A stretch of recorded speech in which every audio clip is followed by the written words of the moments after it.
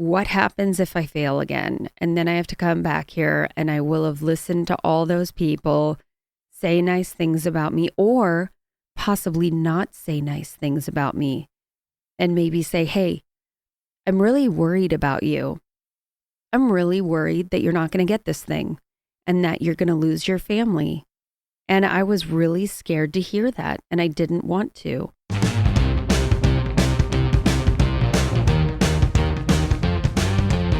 Welcome to Amy Liz Harrison's podcast, Eternally Amy, a mum of eight's journey from jail to joy.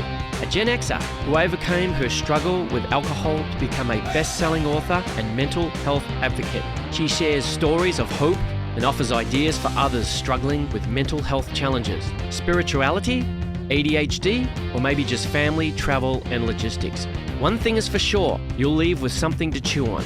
And now, here's your host, Amy Liz Harrison.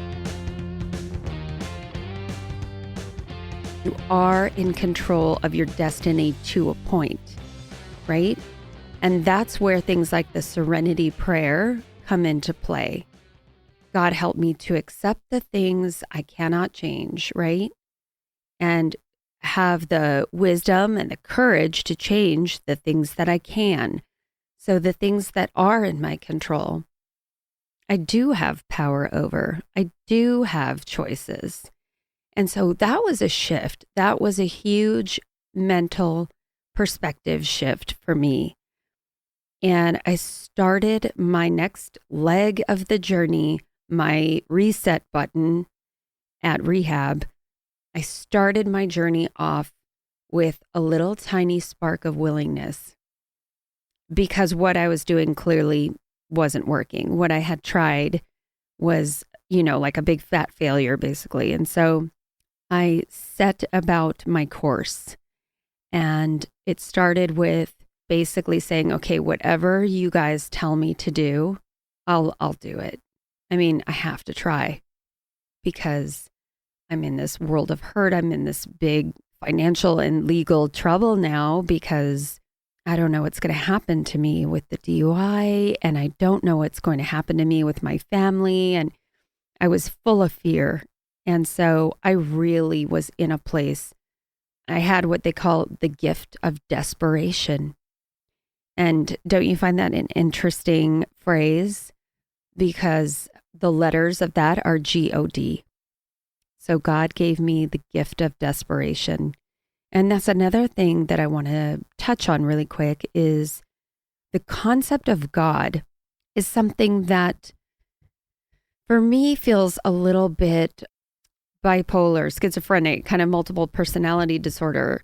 And I don't mean that in the literal sense. So please know that I'm not trying to offend anybody who's schizophrenic, for real. Yeah, I need to work on some of my terminology, but that is how I imagine it would feel to have your brain basically having this constant cognitive dissonance. And that began to happen to me, and I didn't understand what it was. And in episode 1, I talked about my miscarriage and how broken that left me. And I had all these questions about God, right? And so for me, I had always known God to be loving, faithful, kind, and basically Santa Claus, give me what I wanted. I would go attend all these Bible studies. I'd go to all these church services. I would participate in things, mission trips, service work, etc., etc. And what would happen was that I had an expectation that God was going to conform to my will. And so essentially, when I first got to rehab for the second time and I had some willingness, I really was in a position where at this point in my life and my faith journey, I really didn't have a clue. I knew nothing about who God was. I mean, he wasn't the Santa Claus God who I thought he was, because first of all, even if it wasn't about me and my life, what about the Holocaust, right? Like, would have been nice if God would have shown up, was my attitude then. And yet also I found myself in a position where When you have been indoctrinated for your entire life into a certain belief system, it is very strange to start questioning it. And it is not met with enthusiasm by those who have been alongside you in that same belief system the entire time. Because there are certain assumptions that are made and certain foundational kind of truths, quote unquote truths, and values that are almost assumed and were assumed. And so I started living in this strange world where I thought, I feel really uneasy, almost like there had been an earthquake and I was trying to navigate stepping over the cracks and the shifted bits of concrete of my life and trying to figure out what the next step was as I kept on kind of awkwardly making my way across the path to who knows where. So I felt very rudderless. It was a jarring feeling for sure. But at the same time, I will tell you, I had an underlying quiet, very subtle inner peace. And I didn't know what that meant, but I felt held, if that makes sense. I felt held.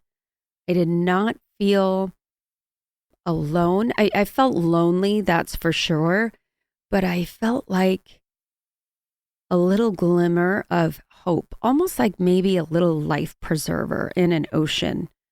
I felt a little support from I don't know who or what.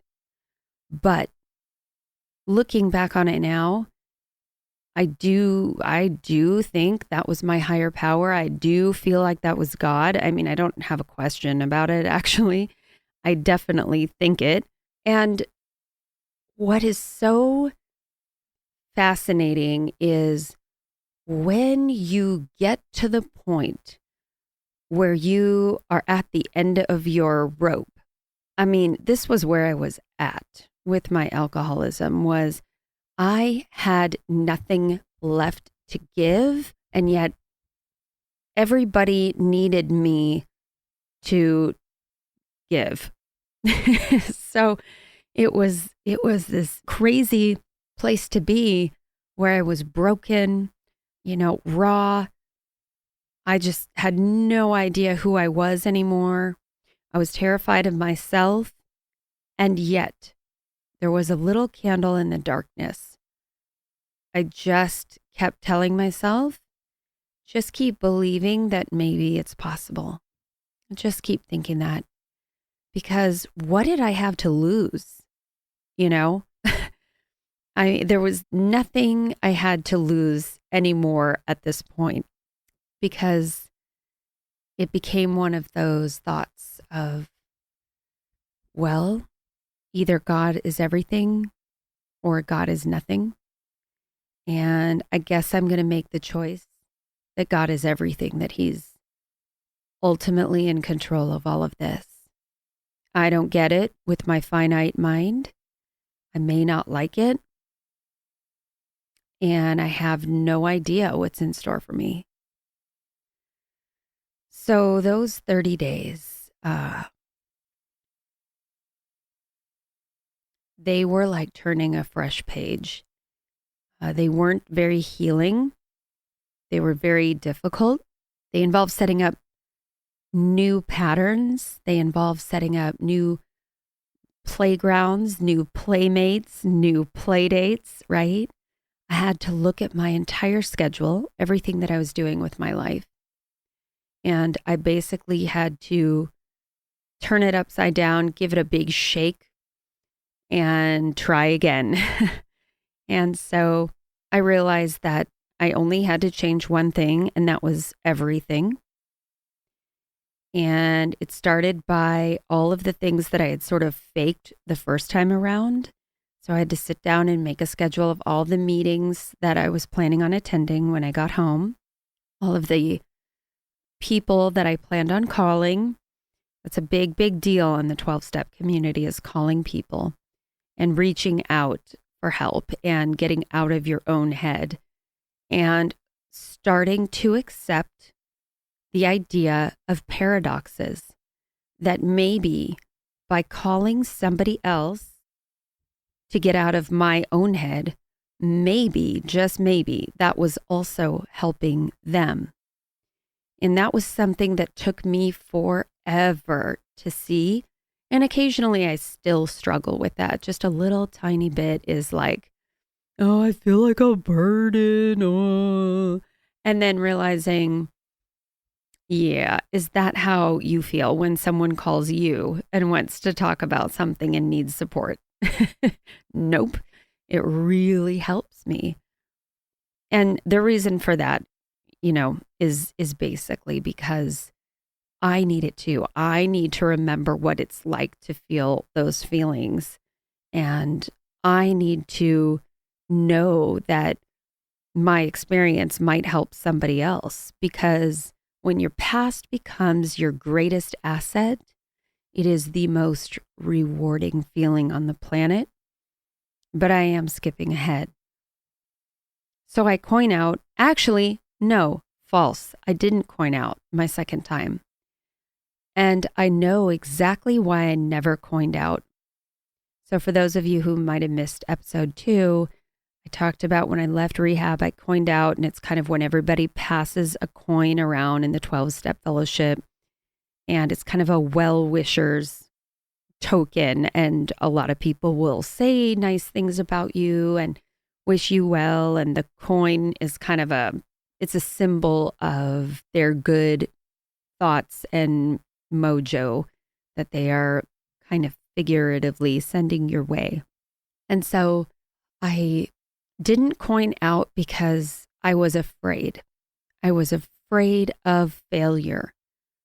I just thought, man, if I coin out, then what happens if I fail again? And then I have to come back here and I will have listened to all those people say nice things about me, or possibly not say nice things about me, and maybe say, hey, I'm really worried about you. I'm really worried that you're not going to get this thing, and that you're going to lose your family, and that you're going to lose everything good in your life. And I was really scared to hear that, and I didn't want to. So I didn't coin out. And I just beat feet, and I hightailed it out of there. And eventually what happened was I get home. P.S. Stayed sober on the plane. My husband came in and brought me home, which was extremely nice of him. And I just really needed hand holding that first little bit. I mean, the plane ride seemed like it was 47,000 hours, and I just clung to my husband's hand the entire time. And that is how I remained for some time. If I were to guess, I would say the first 4 weeks were like that at a minimum, were me feeling so naked all the time, and that I didn't know how to be around other people. I didn't know how to think, feel. I didn't know what to do, what action steps to take. And so kind of all I did was do the next indicated thing. Okay, time to get up, time to brush your teeth, time to go to the bathroom, it was that kind of step-by-step babying, if you will. And I just really needed it broken down that small. And you know what? It helped. It really, really helped. I think I would have been way too overwhelmed if I just, jumped back into normal life like nothing had happened, like I hadn't just drank alcoholically for the past, 5, 6 years.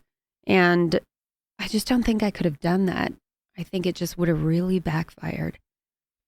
And so everything started really slow.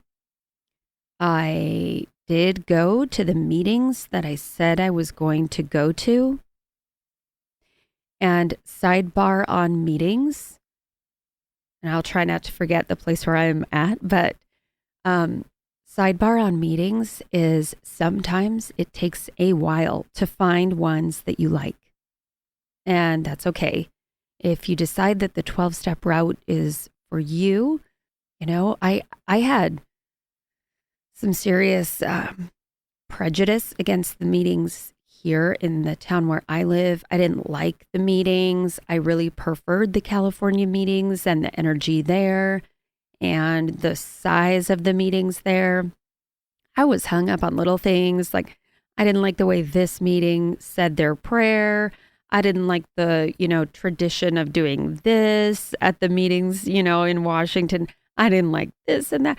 I mean, you name it. I could find the problem. You know what I mean? Give me a perfect situation and I'd grab the flaw out of it. I would just dig until I found it. And that, that's kind of what I was used to doing in life, was playing judge and jury, even though I would never have known or admitted it to myself at that point. But I just kept going, is my point. I kept going until I found meetings where I got to know people and, then they wonder where you are if you're not there. And that's the whole reason why you're encouraged in 12-step fellowship groups to get a service position. It's the first time often when you are trusted with something again. Because, nobody trusted me at that point, and nor should they have. My parents were even still living with us. They had helped my husband while I was in treatment. And, I could not be trusted yet, nor did I want to be trusted yet with my kids by myself. And really looking back on it now, over a decade later, it's like I had such a beautiful and precious situation. I had so much support and love. And even though nobody in my family understood the disease, nobody in my family had any 12-step experience, they were invested. They wanted to see me get sober. Like that's 100% non-arguable. So they were willing to go to any lengths to help me out. I also started going to outpatient care at a local rehab, so like a day rehab. And all of this, of course, was helpful for my legal case, which hadn't even come up yet. I mean, I did get the old interlock. That's the word I was looking for in episode 2. I was like, gosh, it's a blow and go. You put it in your car. I had it for a year. I could not think of the word. And it's called an interlock device. And you blow in this thing.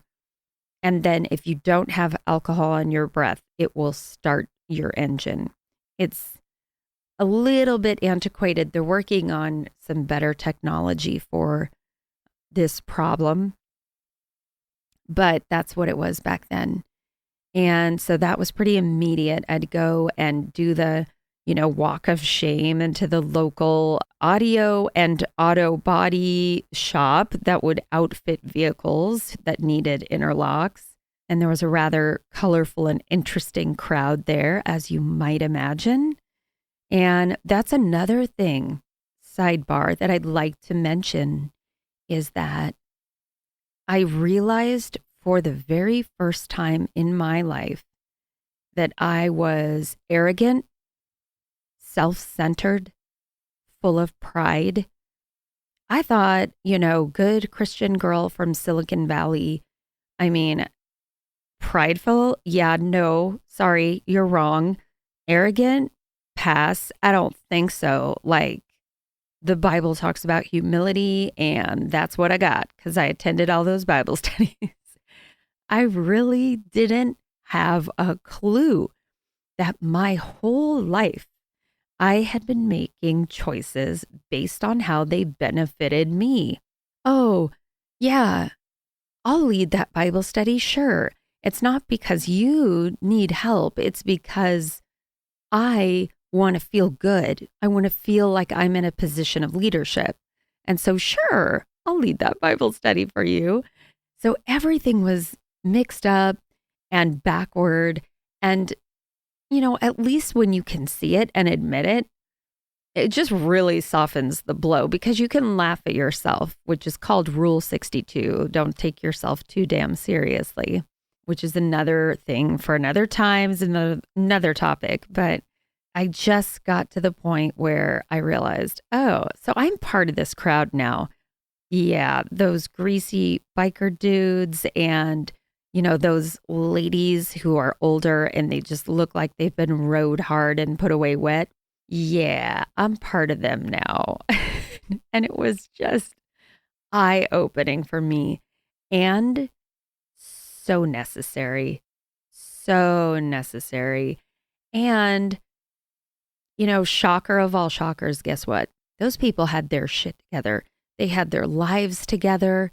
They really, truly were happy. They had an inner happiness and peace that I did not have. Now, remember that best friend who I used to drink with, and then she got sober, but I stayed drinking, and she would still tolerate me when I was still drinking, and she was newly sober? Well, she and I reconnected, of course, once I was entering sobriety and starting to make my way. And we never disconnected. I mean, she came in and visited me at rehab the second time and the first time. I think she came twice. At least I can picture us doing enough things that would qualify for 2 visits. So it might have been only once, but I don't know. Doesn't matter. Point is, she was such a great support system. I mean, I found myself laughing again with her. I mean, what a beautiful gift. What a beautiful, precious gift to have a friend who knew my history in and out.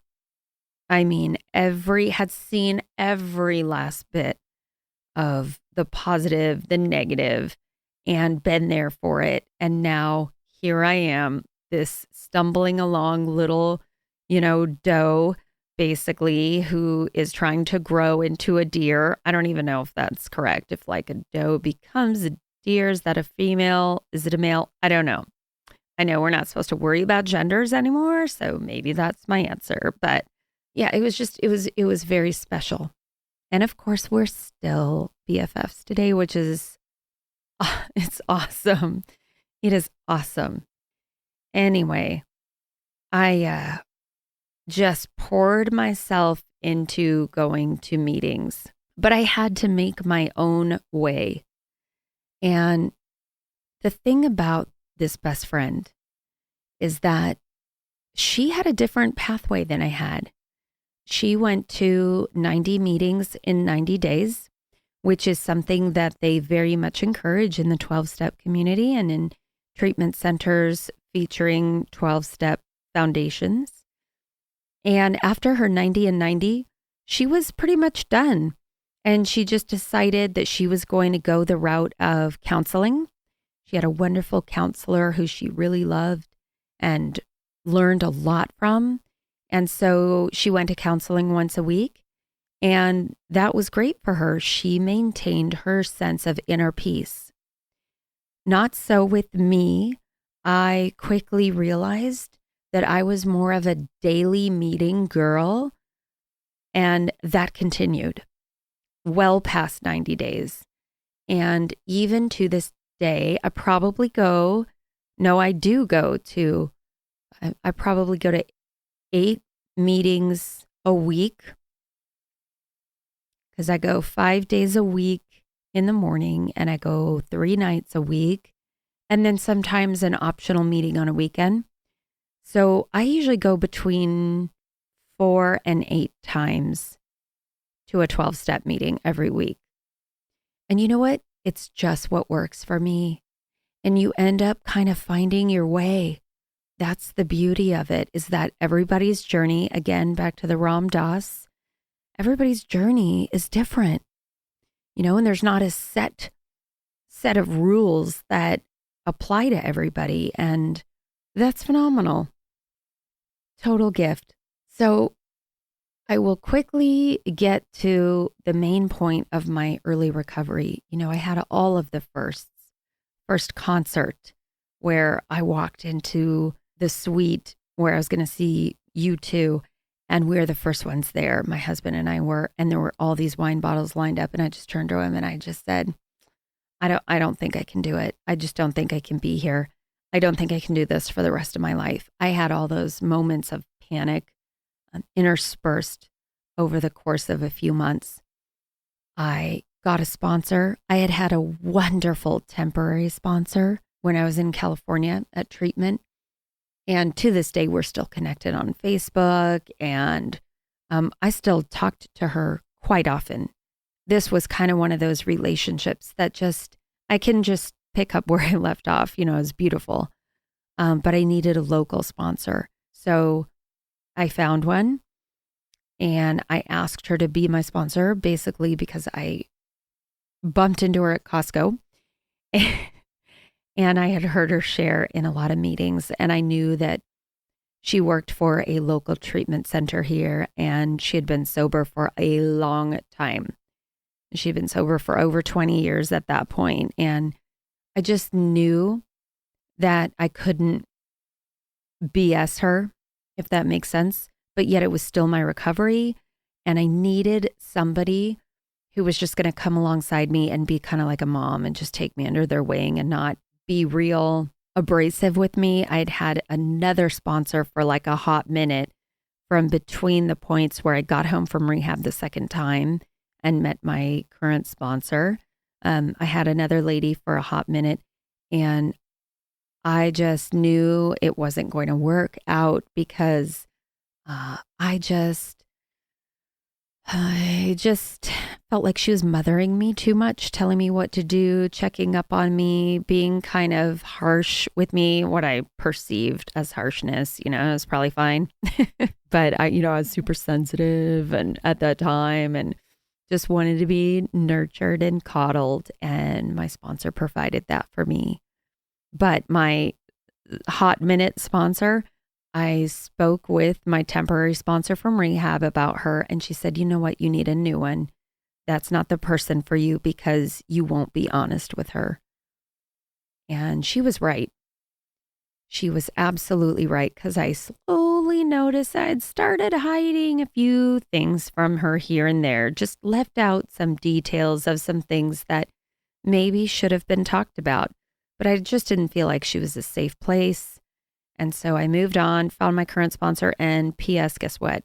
We're still working together today. I went with her to a meeting this morning, and she's just a gift from God. I just can't even explain it, what it's like to grow with somebody over the course of time. I mean, it's an amazing gift. And so one little last thing I want to mention before I tell you more about what it's like actually today is that I was a few months in to recovery. I was doing all the things, but I was still craving alcohol. And I mean craving like something bad, like a pregnant person craves pickles and ice cream. It was a craving. And I called my temporary sponsor just because I think we had a phone call that one of us was returning, one of us called each other. Doesn't matter. Again, point is I got her on the phone and I had just left a meeting, and I was like, girl, look, every time I leave a meeting, I am like salivating. I am so desperate for alcohol because we'd been talking about it the whole meeting. I just felt that like, oh, remember the good old days? I was kind of romanticizing it, thinking about before it got really bad. It just, and then, didn't that feel so good? Wasn't that so fun? Maybe it really wasn't that bad. Maybe it wasn't as bad as I thought it was. I'm sure I just kind of can probably get it together now. I mean, I've got this impending DUI on my back. So I'm sure it's fine. I'm sure I could just at any point just kind of maybe give it another whirl. And my temporary sponsor, wise in her words, said to me, have you prayed yet that God would remove the obsession for alcohol? And I'm like, no. Operator, I think I've reached a number that's been disconnected. Never heard of this before. What are you talking about? And so I started to pray to God that he would remove the obsession for alcohol. And it happened for me. It wasn't instant. It wasn't a burning bush moment, but it wasn't super long. I want to say it was a matter of a couple of weeks, but I would be guessing, but it wasn't super long from memory. And all of a sudden one day I was driving around after a meeting again, and I noticed I'm so not craving alcohol. Now, partially that was because I was eating like a ton of gummy bears and blow pops at the time, but whatever works. As long as I wasn't drinking, then I was satisfied with how I was handling my life at that point, pitiful as it may have been. It was kind of like a next level of freedom. Like, oh, there's another little milestone, another little marker. Now I was ready to start the steps. And that really, I think, coupled and went alongside with that prayer for the alcohol to be removed, the obsession for alcohol to be removed. And as I started the steps with my sponsor, that was a game changer. And I had done the first 3 before a couple times in rehab, but it took on a whole new meaning when I actually wanted it, right? So being powerless over alcohol and admitting that my life was unmanageable, yep, got it. And I mean, I wrote out every memory that I could think of that involved why I drank, what I drank, when I drank, what I drank over, highs, lows. I drank because it was Tuesday. I drank to celebrate. I drank to commiserate with somebody else. I mean, you name it, I drank. And I wrote out all those reasons why. And then being at step 2, thinking about, a God of my own understanding. Well, yeah, as I just said earlier, I wasn't even sure what that God was anymore, who it was, who he was. I didn't really know, but I knew that I couldn't control my alcoholism. And I knew that God had to be the only one. It had to be a spiritual answer to my sickness, to my disease, because my brain was so twisted up at this point. And, just not realizing that I had a 3-part disease until I had really started to listen at rehab, right? But, mind, body, and spiritual. And so once I had those 3 concepts and I could really see how I had been spiritually sick and really see, yeah, I feel a ton better. I was physically sick, and see that, wow, even kind of doing these steps, it's kind of making me realize I was looking at something all messed up, like from the wrong side of the lens. And by this point, I'm at step 3, right? And I'm turning my will and my life over to the care of God as I understand him. And that was amazing for me because I didn't even know who he really was anymore. But yet I was willing to say, yeah, I don't know who God is, but yeah, I'm going to go for, what do I have to lose? Shoot, And by this point, I was starting to have some meetings with lawyers. I think I had had my first court date, which was terrifying. And really, when you're faced with that, it's like when you're faced with an illness that you just don't have any control over, whether you live or die. And I know that, I can say that because I have experienced that. Topics for another time. But you just get to this point where you're like, okay, God is either everything or God is nothing. What is my choice? I'm going to choose to believe that he's in control, because at the end of the day, if I die and find out there was no God, at least I would have spent my life and my sober life, after getting sober, believing that there was a God and that he was caring for me. What's wrong with that? And so I just chose to believe. And then the fourth step, man, that was where the rubber met the road for me, was looking at all my resentments, getting them down on paper. Who was I resentful at and why? And what was my part? Wow, that's the fourth column of the fourth step. And that will blow your mind if you haven't done it. That is a game changer. I mean, that's like shifting to a whole new gear, is realizing, oh, wow, yep, how I was seeing this was pretty messed up. I actually totally had a part in that. Even if my part was that I had been hanging on to not forgiving somebody and just getting fuel from that. Fifth step, went over it with my sponsor, showed up at her house with a bunch of candy, sat on the couch, and we did it together. Sixth step and seventh step is all about character defects, looking at the ones I had and being willing to drop those.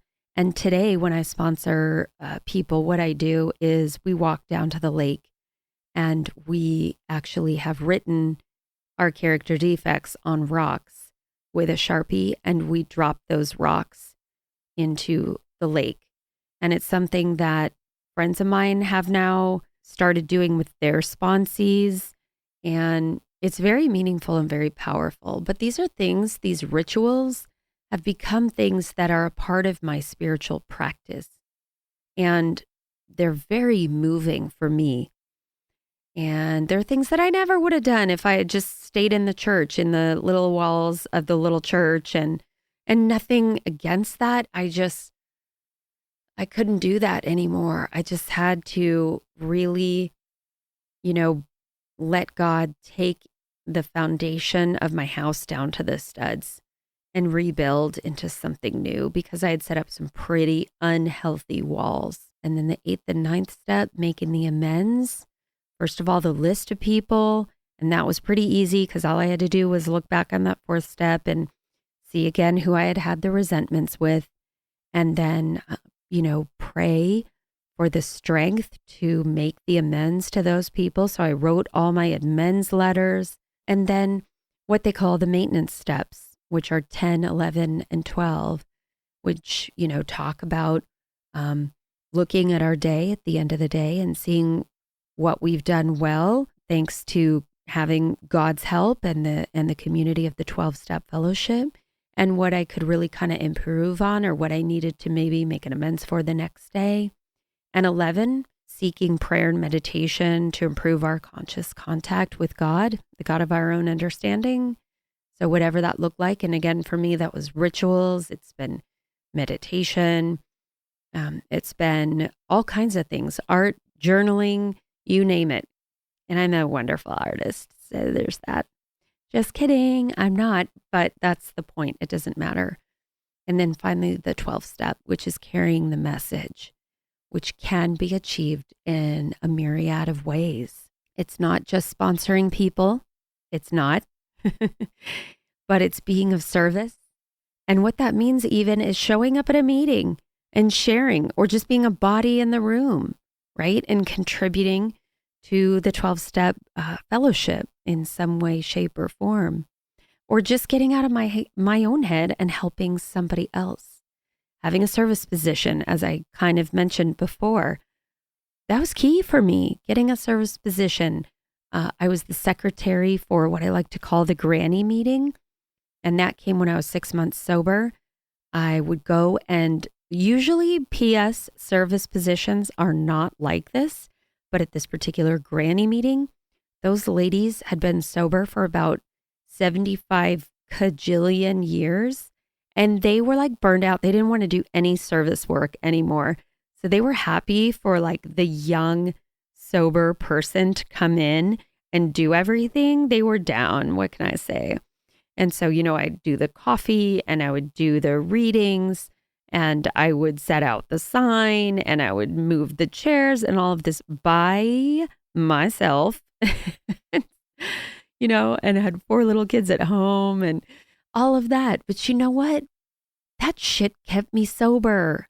The shit works, I felt a part of the community. Those old grannies relied on me to get there and set up the meeting. And, it was like perfect for me looking back on it. It was kind of irritating back then, but it worked. It worked. And so there are so many different ways to be of service. And it just takes a little bit of willingness to follow direction, right?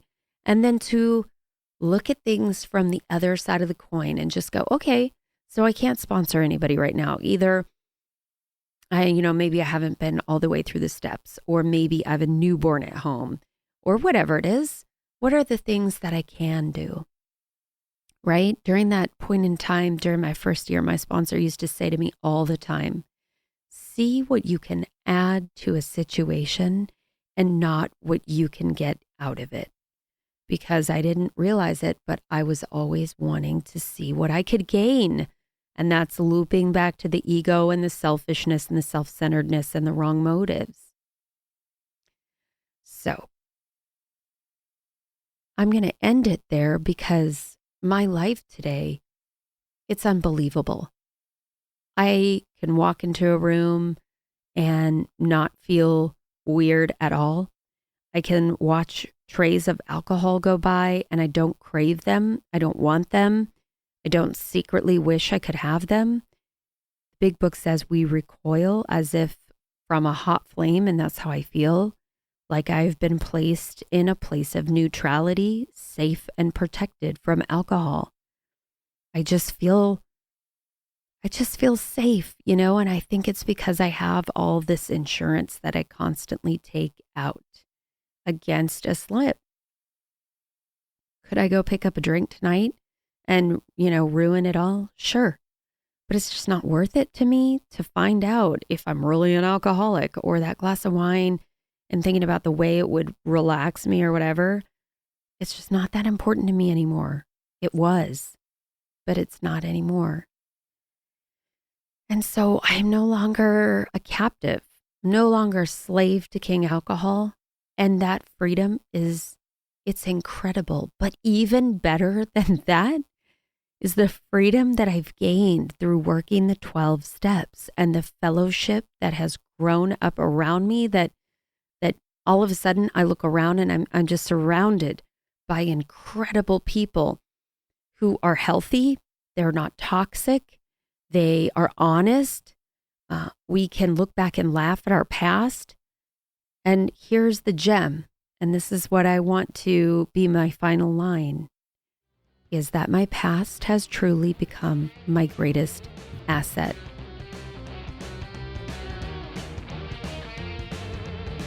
Finally, here's your bailout bag.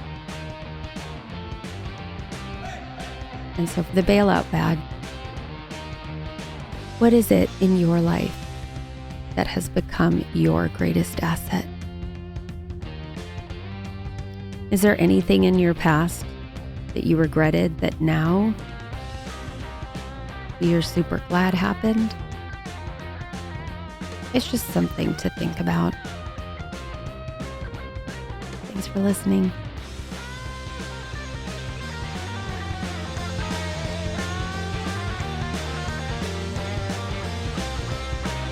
Thank you so much for listening to Eternally Amy. Amy Liz Harrison is a best-selling author, speaker, 12-step coach, meditation teacher, and recovery advocate. To find out more, please visit amylizharrison.com.